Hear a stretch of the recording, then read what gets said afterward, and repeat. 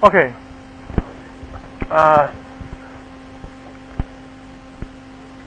Okay. This lecture I would like to focus on ECFA and its implication to East Asia economic integration. Okay. You will follow this first introduction, and the second is the globalization in regionalism and the 2000 global financial crisis, Asia perspective, and cross-strait economic relations and the essence of the ECFA. The implication of ECFA on East Asia economic integration, and also after ECFA we are signed FTA with Taiwan, and finally the conclusion. Okay, the first one, we know that the globalization with the information technology revolution, the result is the world is spread. Okay, the result caused that the market enlarged the market size for most of the economy, and also provide opportunities and challenges. But the most important phenomenon is the war is spread, which means that the international division of labor can be actually applied in every direction, and that makes a very big difference from previous case without the globalizations or with the new wave of globalizations. Okay. Now trade as an important engine for the world economic growth since the globalization started in 1990s in particular. Okay, since the opening up of trade in the world economy in the late 50s, we already see that the growth of the trade, foreign international trade, outperform or much higher than the growth of the world economy. Okay, and the large part of the growth of the world economy is mainly due to the acceleration of the international trade.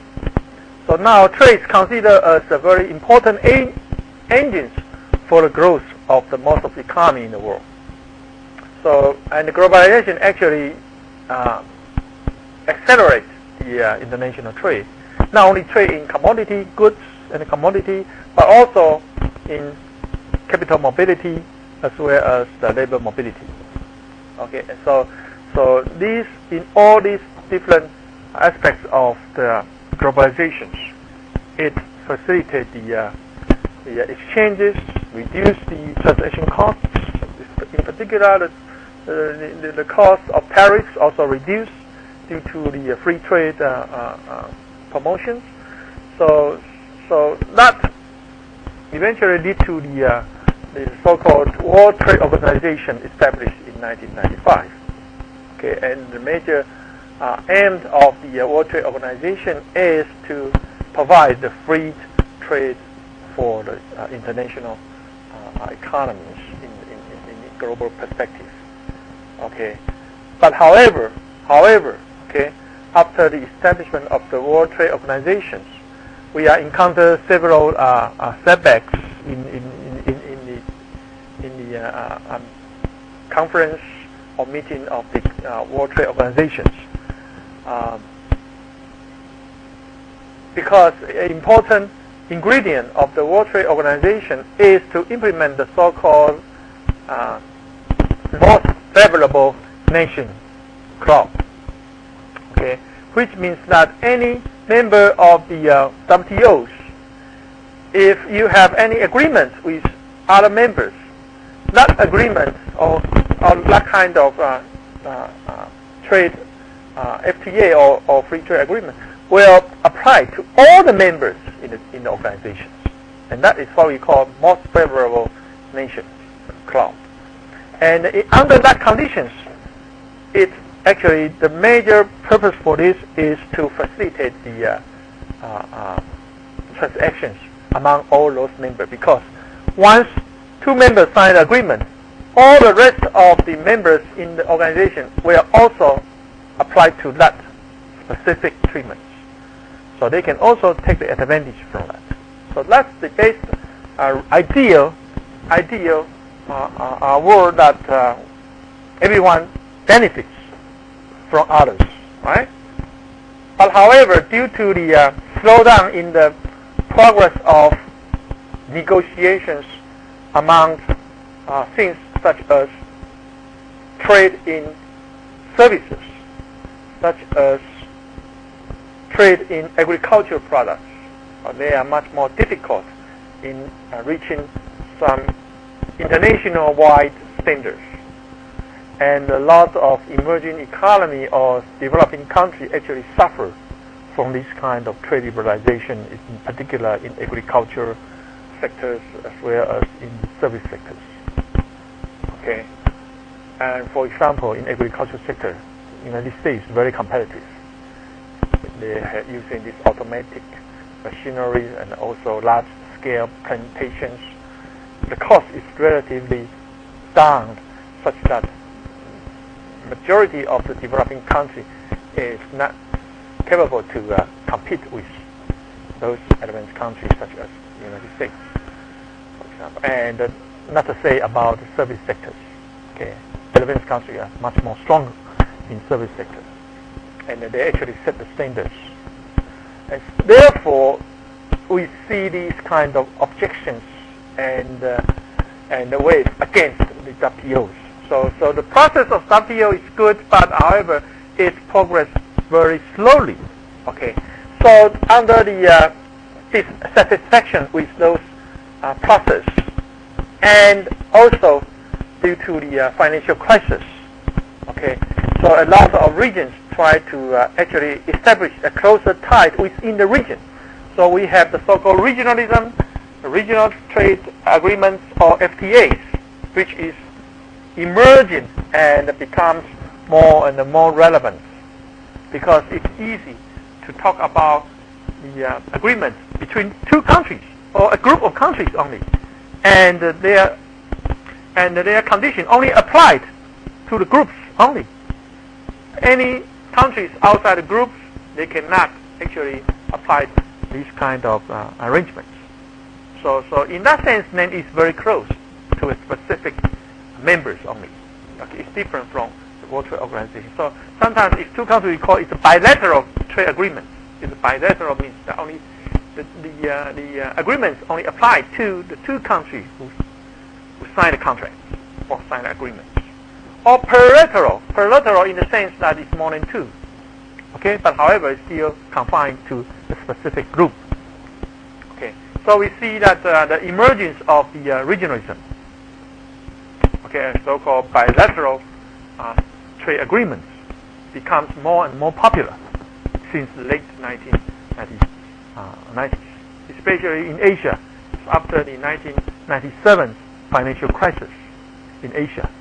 So everyone's thinking about stability for the regions. We need some coordination among members in the regions, and of course that facilitates the RTAs or FTAs in Asia. And of course, this kind of the free trade agreements or RTAs can be date back to the so-called the European Common Markets. Okay, so the EU's now turned into a large group of countries together in Europe, and now we also have NAFTA in North America.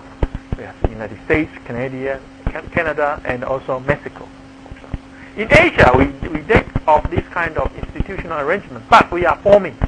Okay, we are forming. Okay, for example, the ASEAN Plus, right? ASEAN as a hub and +1, China or +1, Japan or +1, Korea, and then together we have China +3. It's evolving. China plus ASEAN plus China is already concluded. Okay, and we further go into +6, including what's the other 3, except Japan, Korea, and China. What's the other 3? India.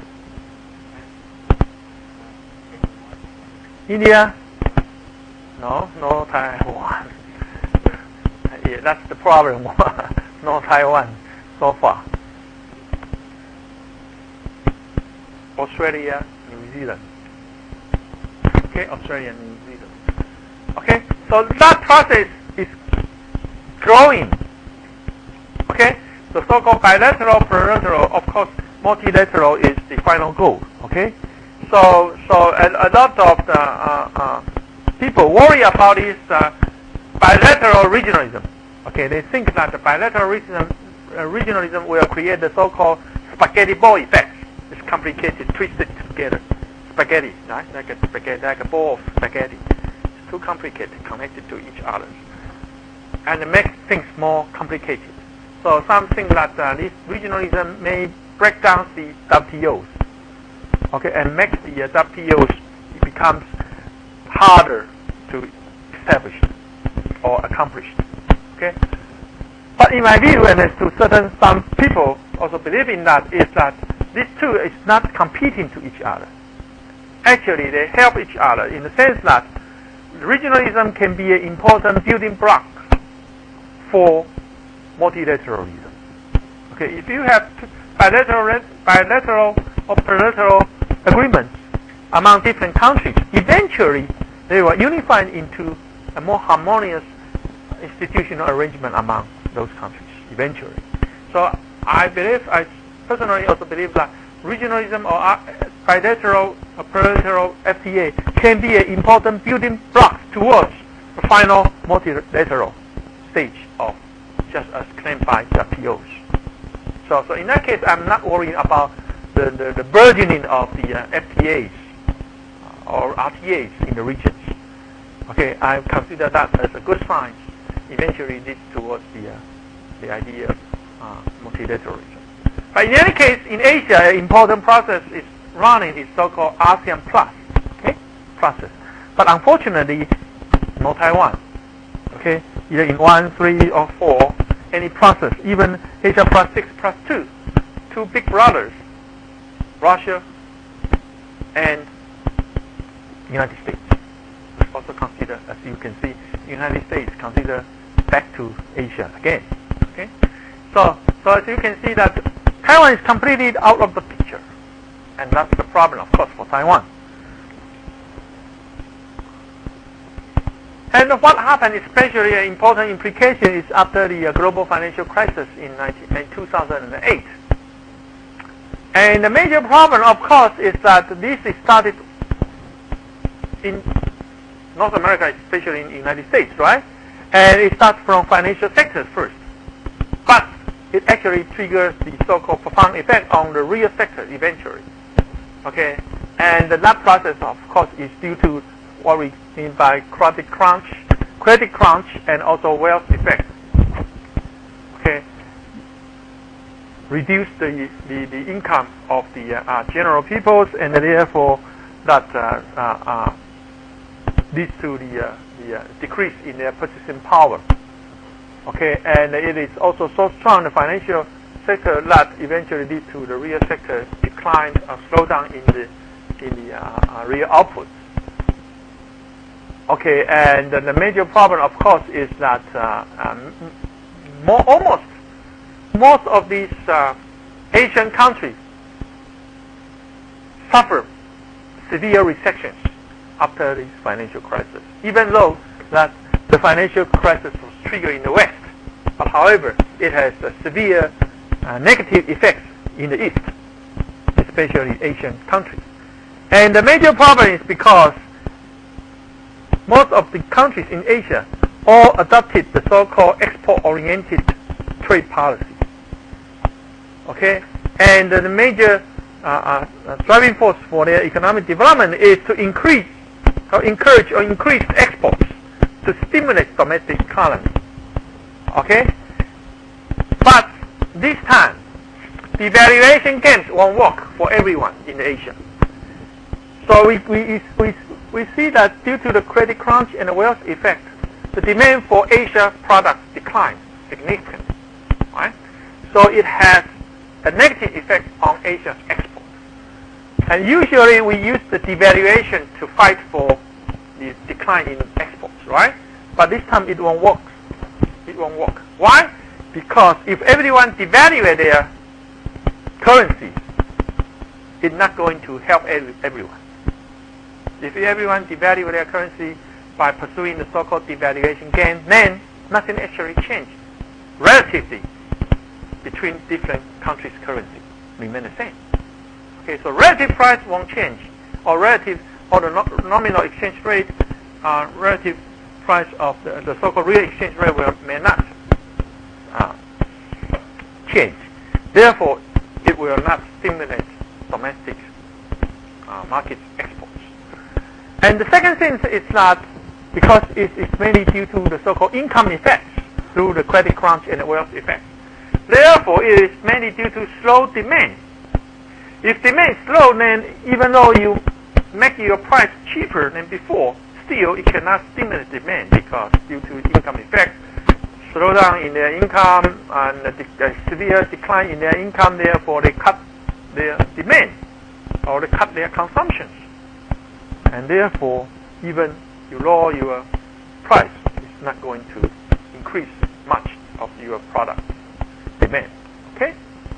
And overall, the problem of this financial crisis for the whole world economy reflects a very important fundamental problem, which, in general, this sentence is actually in general, is that the distorted world consumption and the production structures. When I say distorted world consumption and the production structure, it means that we have overconsumption in the West and overproduction in the East.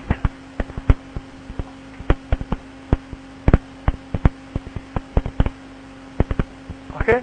Overconsumption in those advanced countries, in particular, for take an example, United States. Okay, they consume more than they produced and spend more than they save, and most likely zero saving rate, close to zero saving rate. And in the East, low consumption rate together with overinvestment and lead to overproductions. Okay, so once the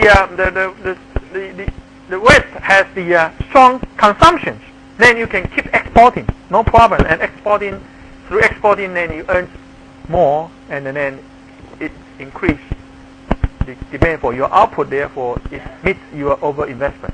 It's fine. But once they cut down their consumption, then that's a problem. Okay, so the major fundamental problem is the distorted world consumption and production structures. And therefore, we need a collective domestic market stimulus package for all economies, in particular in the South, in the East Asia economy. We need to help ourselves by collectively stimulate the domestic market. Here, domestic means the Asia market, Asia domestic market. To rely more and more on Asia's domestic market and less relied on the Western market. Of course, Western market still remain an important part of the world economy. But however, we need to start it to focus more and more on the Asia domestic market, especially after the rise of China, in particular. Okay, China's potential consumption market is relatively important now. Okay, because the rise of China, it was estimated that due to the urbanization and the rise of the middle class in China, okay, you can have more than 200,000 billions.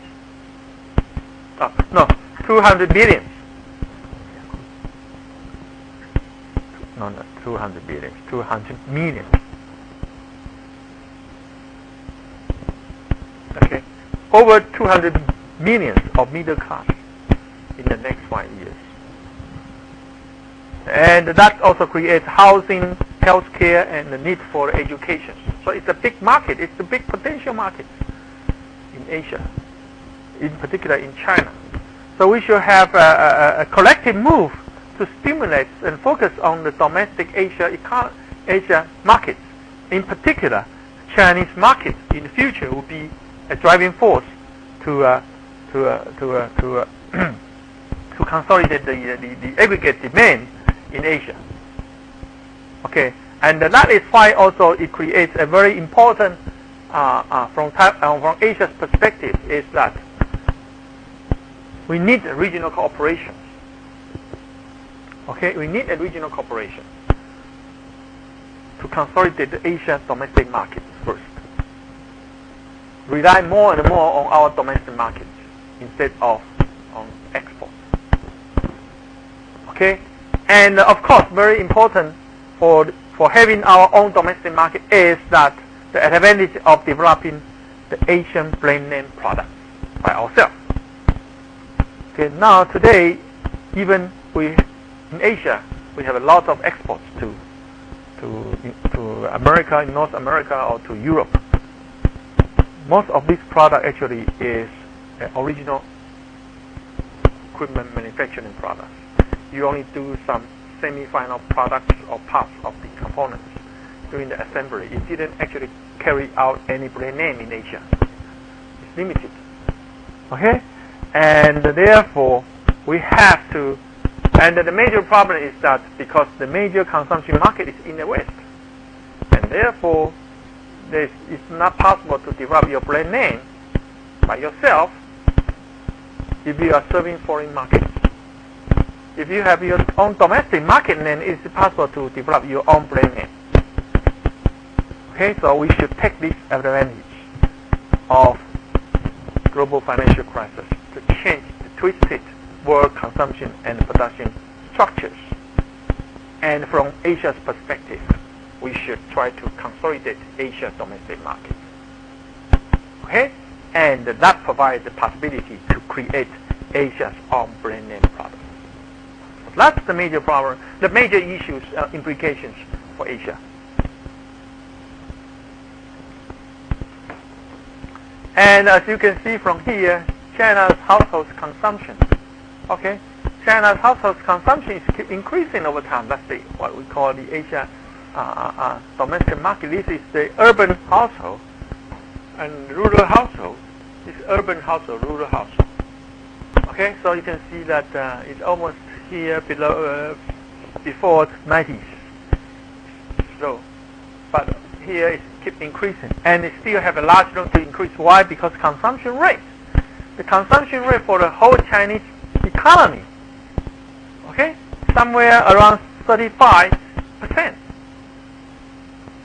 But that number in the United States, for example, close to 70%. So you still have a large room to increase in your consumption rate, in particular in China. Okay, and that is what I mean by Chinese markets, consumption markets in the future.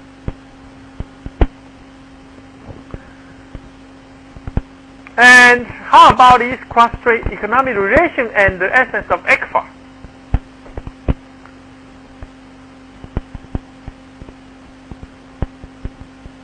And we used to have a restricted trade policy during the in the 1990s, but that kind of policy, restricted trade policy towards China, changed. Okay, especially during the second power turnover in Taiwan in the year 2008. Mr. Ma Ying-jeou get elected as the president, and he adopted the so-called closer economic tie policy with China. And it is mainly due to this kind of policy that eventually leads to the signing of ECFA on June 29, 2010, last year. And the ECFA, the full name for this is the Economic Cooperation Framework Agreement. It is an institutional arrangement, the first time across the strait.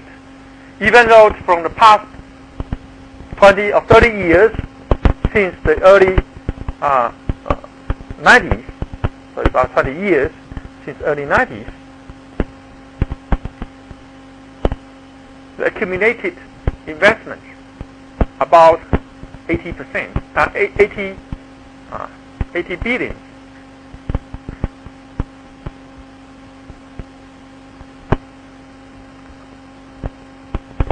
But without any institutional arrangement across the strait. So this is the first time to have institutional arrangement. To what? To normalize the cross-strait economic relations and reduce the market risk, of course. Because when you're doing a business without any kind of institutional arrangement such as contract, reduce the transaction costs. In the past, we didn't actually have any kind of agreements across economic agreements between the two sides. But however, we're still doing the business, as you can see, investment and trade. But definitely, you need that kind of institutional arrangement to protect both sides, especially protect Taiwanese firms. So this is the first time to normalize the economic relations through this institutional arrangement. And moreover, most important is that ECFA can be viewed as a strategic move for internationalization and global management for Taiwan. I will further elaborate this point. Because as you can see, ASEAN Plus, there's no room for Taiwan. And the major reason is not because Taiwan's economic power is limited. Actually, we have very strong economic power, even though we are a small island. But in terms of economics, we are actually a big power in economic terms.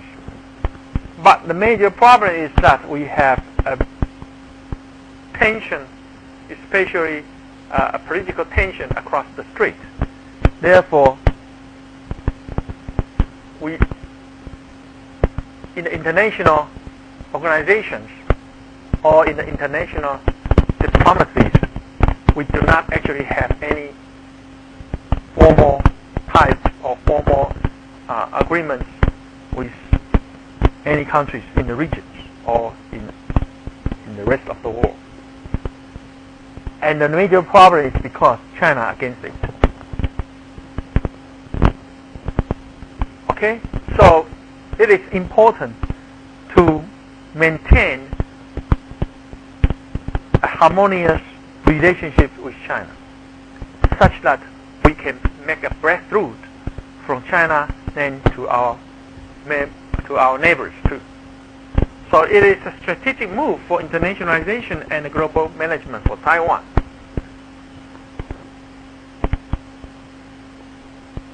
And here is the Taiwan's trade with major economy. As you can see, China used to be just only a small trading partner with us. And it is United States and Japan.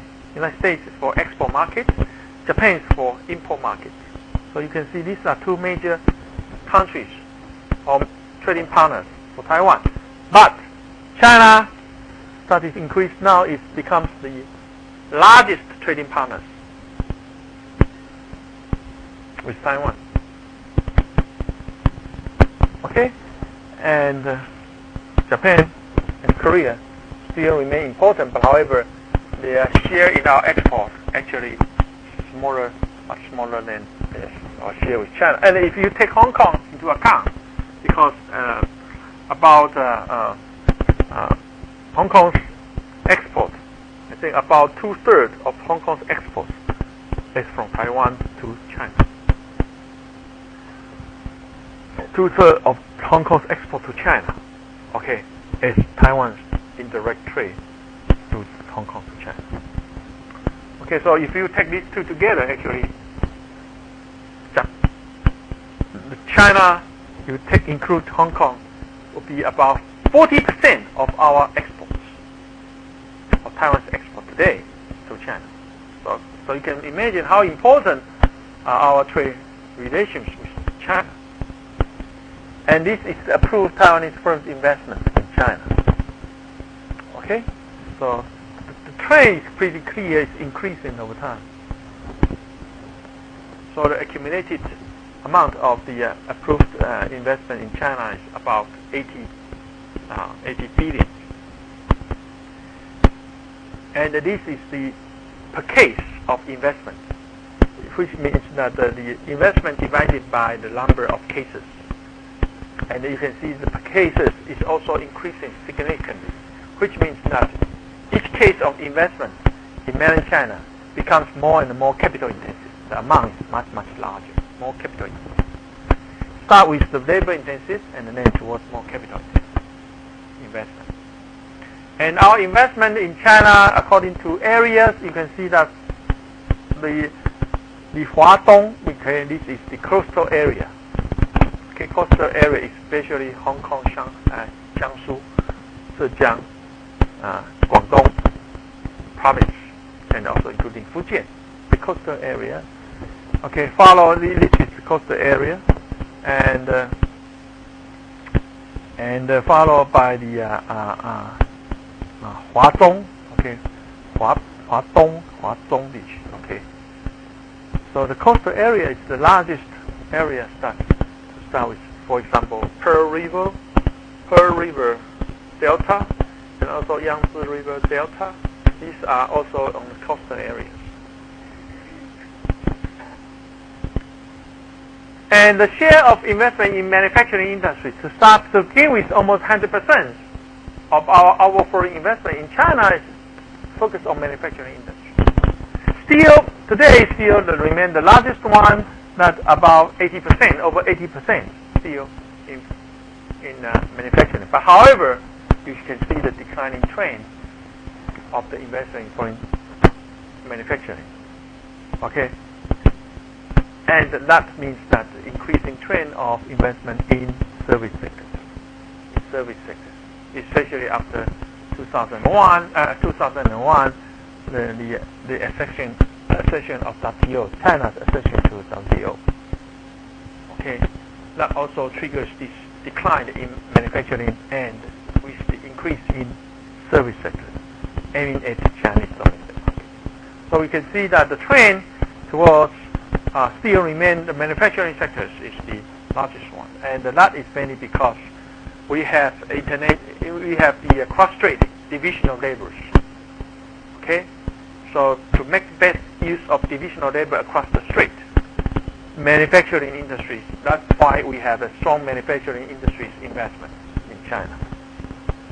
And here show you the diagram that confirms that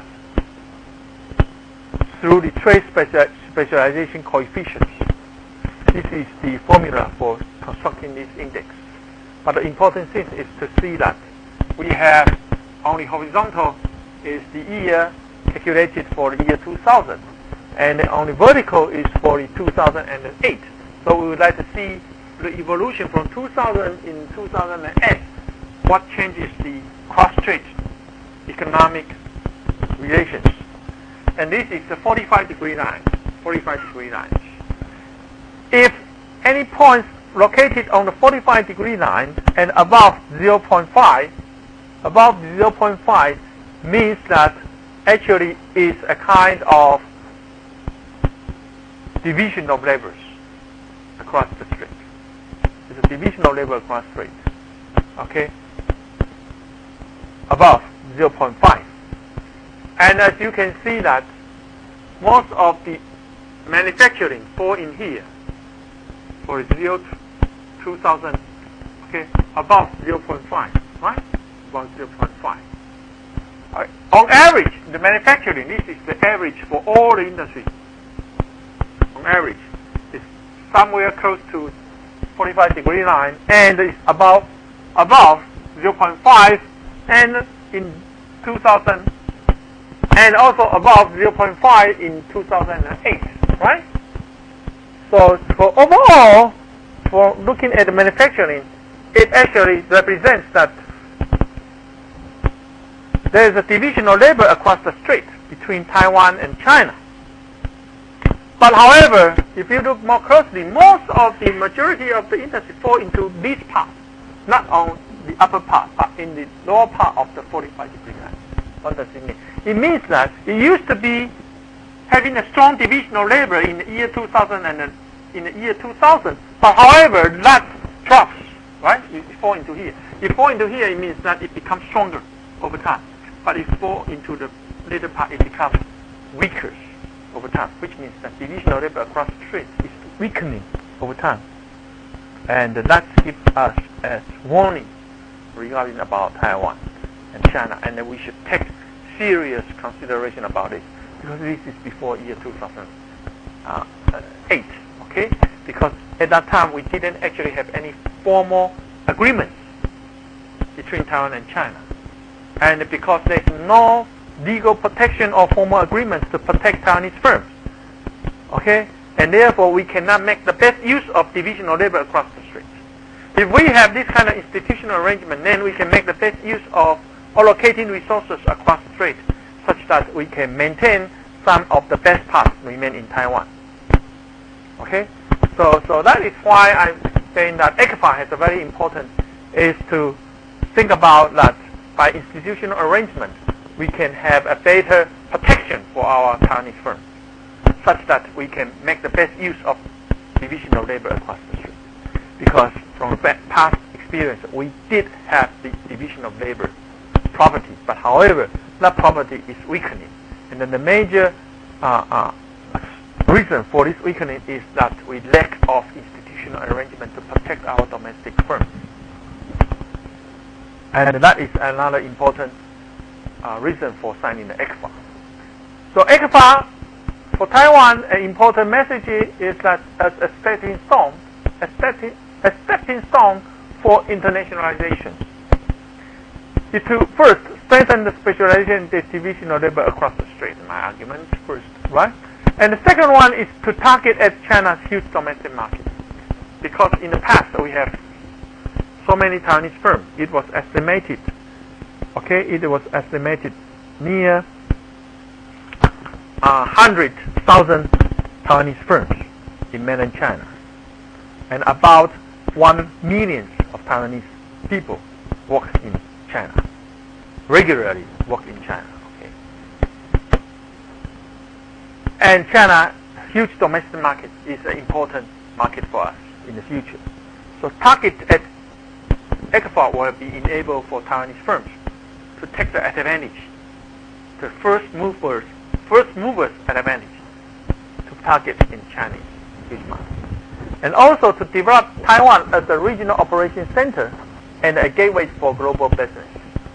Anyone want to enter the Chinese market may be better through Taiwan to reduce their risk, and also avoid Taiwan being marginalized. Once we sign the ECFA with China, okay, then we can avoid being marginalized and create room for internationalization and participate in international organizations.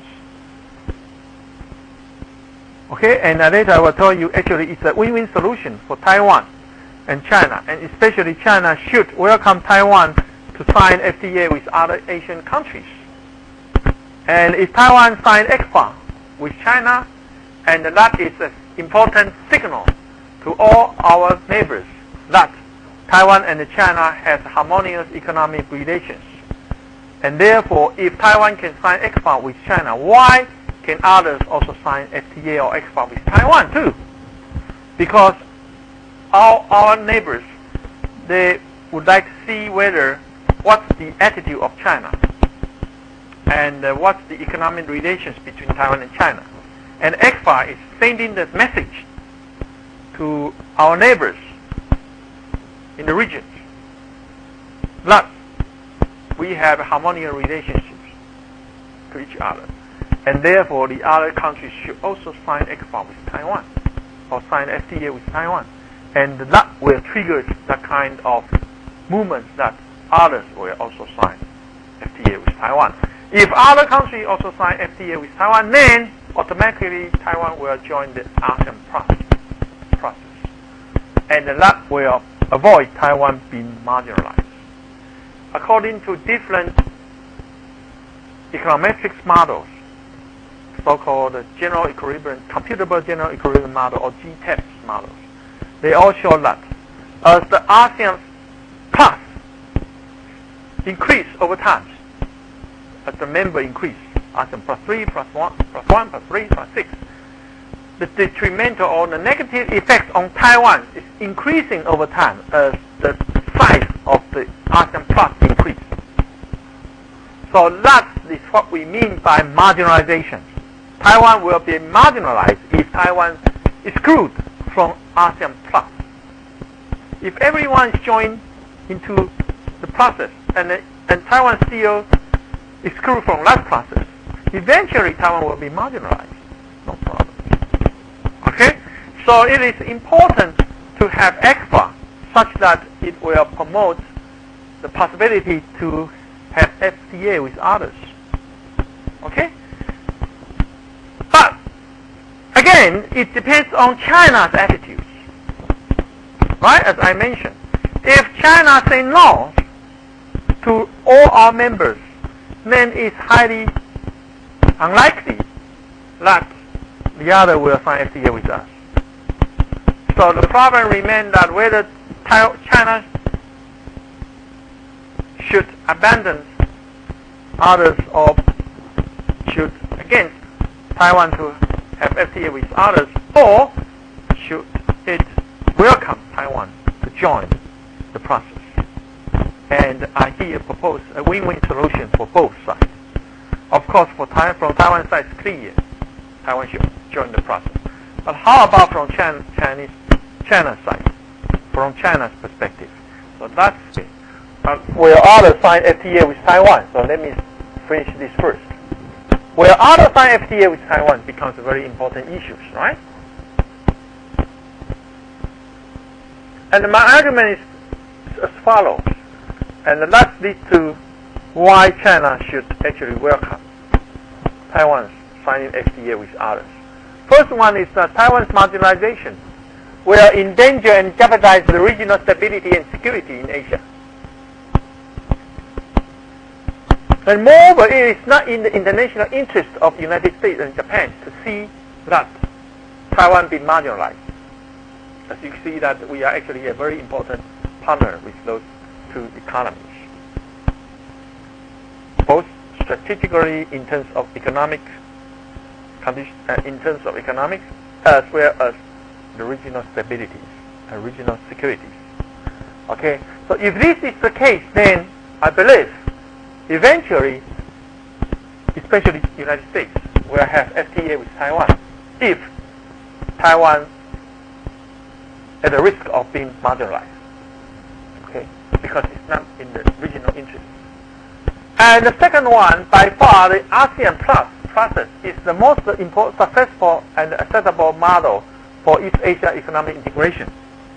As ASEAN in that process is the hub, because ASEAN Plus means ASEAN hub. Even though we know that this ASEAN Plus is the major purpose is to avoid China and Japan competing for the regional leadership, and therefore we have ASEAN Plus. But still, ASEAN Plus is a group. ASEAN is a group of 10 countries in Southeast Asia together. So it has a symbolic purpose for the Asia economic integration.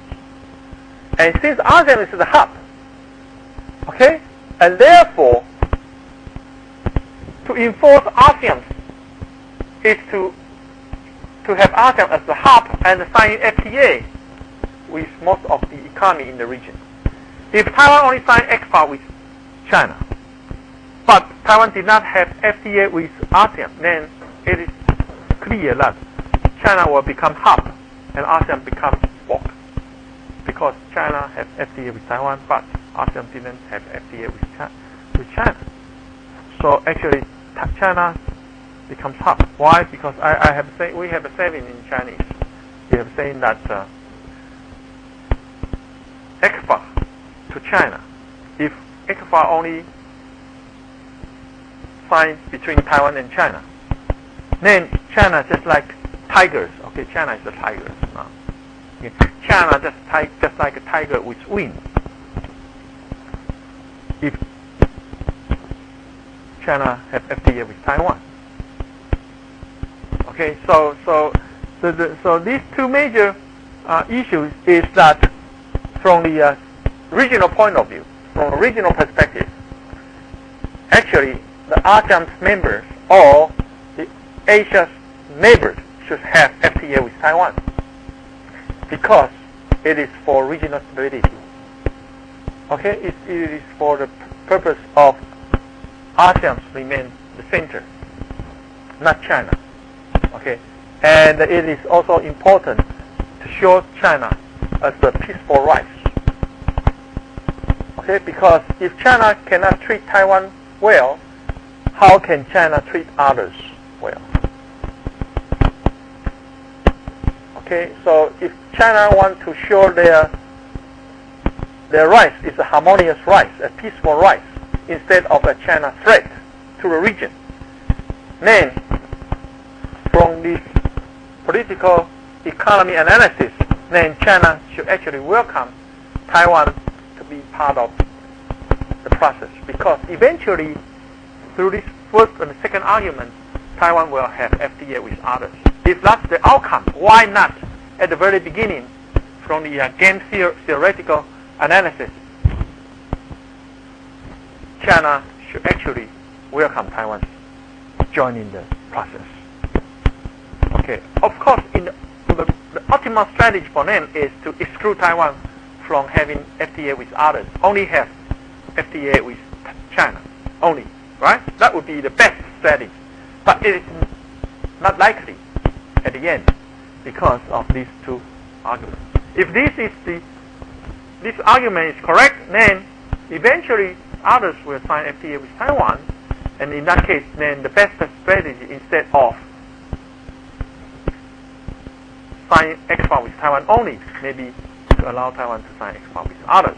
So that's the two major political economy arguments. And the third one is the argument that from Taiwan's perspective and from others' perspective, not from China's perspective, but from other members' perspective in Asia, is that, as I mentioned, Taiwan can be an important role as a regional technology provider and a resource coordinator for Asia.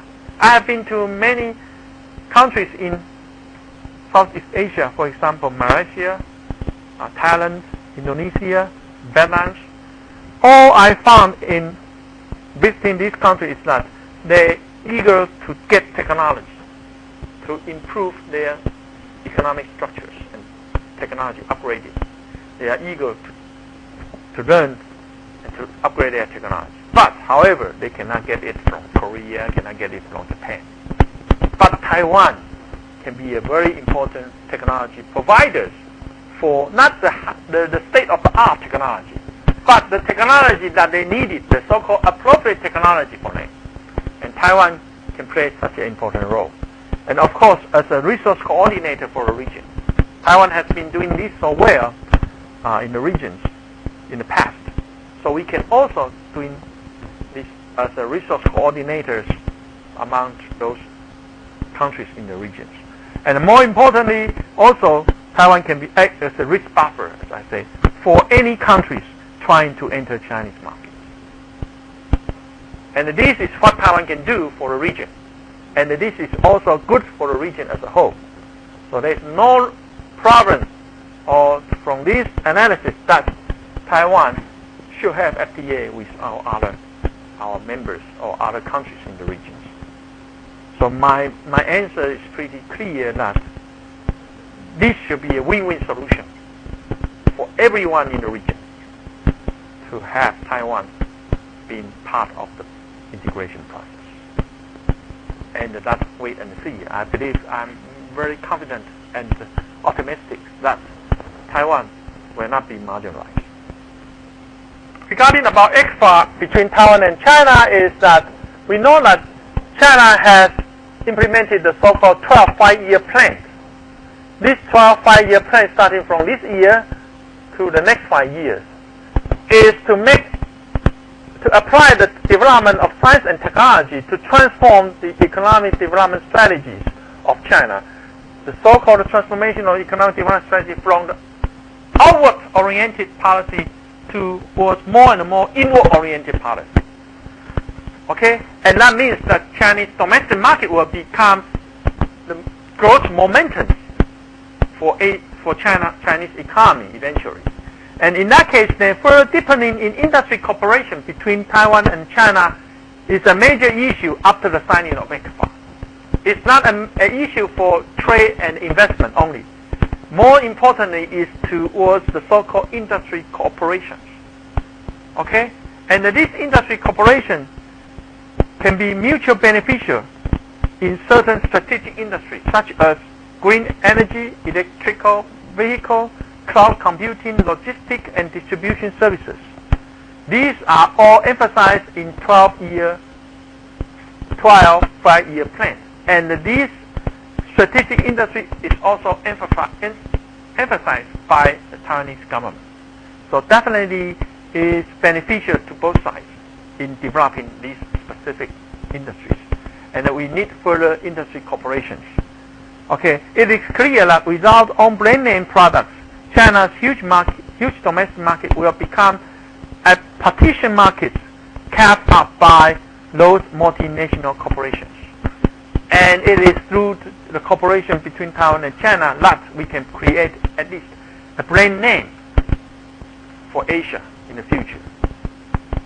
And Chinese market can provide that kind of environment. Okay? So cross-strait industry cooperation is the essence and the most important part of the ECFA. People talking about tariff reductions, talking about the free trade environment, free trade liberalizations.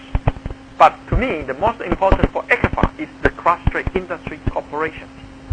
To establish a comprehensive product supply chain and value chain and cooperation between manufacturing and service sectors between the two sides. And relax cross-strait exchange and cooperation policies and regulation, particularly the market access standards of practice, such that Chinese firms can fully utilize the Chinese domestic market. And promote the institutionalizations of the cross-strait exchange and cooperation in science and technology, and strengthen the depth and the breadth of the R&D. It's also important if you want to create a brand name. And speed up the cooperation in industry standards. Set up your own standards such that you can compete with the brand name company in the West. Okay, and develop mechanism for mutual product authentication. You need that kind of authentication. And also develop brand name products with high technology content targeting at international market eventually. To start with the Chinese market first, and then aiming at international market eventually. Co-development, low carbon economy and its related industry and technology fields. And technology is also another future trend for future development, to have low carbon economy. Okay, those are aspects that we should focus in terms of industry cooperation across the strait.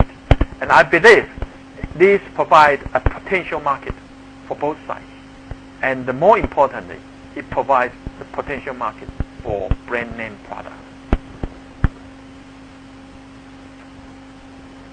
And finally, the implication of ECFA on East Asia economic integration is that through cross-strait industry and technology cooperation, ECFA will help China. It will help China too, okay, to develop its domestic market by forming a complete supply chain and creating brand name products. Okay, using Chinese and ASEAN's consumption markets to strengthen inward-oriented development mode in Asia and consolidate Asia economic integration. Taiwan can be an excellent resource coordinator and regional base on its past internalization experience in terms of technology provider and risk buffer. Okay, these are important implications of ECFA. And signing FTA with Taiwan will reinforce ASEAN's hub as a hub in the Asia economic integration and thus stabilize the process of economic integration in Asia. And that is the role that Taiwan can play. Okay, and that is also an important implication for ECFA. ECFA is not only limited to China and Taiwan only. Actually, it's the stepping stone and also provide a building blocks for the consolidation of the Asia economic integration. Okay? So finally, I would like to conclude these lectures by saying that the 2008 global financial crisis had made a wake-up call to Asia economies for their long-term distorted development strategies, mainly the export-oriented strategies. And ASEAN Plus China marked a very important so-called ASEAN Plus, marked a great milestone for Asia economic integration. And now we are towards more and more members join in as ASEAN Plus 1, plus 3, and plus 6 in the future. Asia should switch development gear from export promotion to domestic consumption to consolidate the process of East Asia economic cooperation and integration. That's for sure. In the future, we will focus more and more in these directions. China's potential consumption markets plays a very important role in this regard. ECFA enabled Taiwan and China to collectively develop the Chinese domestic markets. Taiwan can be an effective resource coordinator, technology provider, and risk buffer for a region from this perspective too. No one in Asia should be left behind in the process, right, of regional integrations. In fact, everyone should play a role to facilitate the process. And Taiwan definitely can do something for the region. Marginalization of Taiwan is not in the common interest of Asian economies. For a prosperous and peaceful Asia, Taiwan needs Asia friends. Asia friends and Asia friends community cannot neglect Taiwan either. Okay? So my conclusion should be that we can do something for the Asia, and everyone in the regions should welcome Taiwan to join the process. And Taiwan's joining the process is helpful to consolidate the process and help the region as well. And we are willingness to do that. And the members in the region should also welcome Taiwan's participation in the process. And that concludes all I want to say regarding about the meaning of ECFA and its implication for the Asia economic integrations. Okay?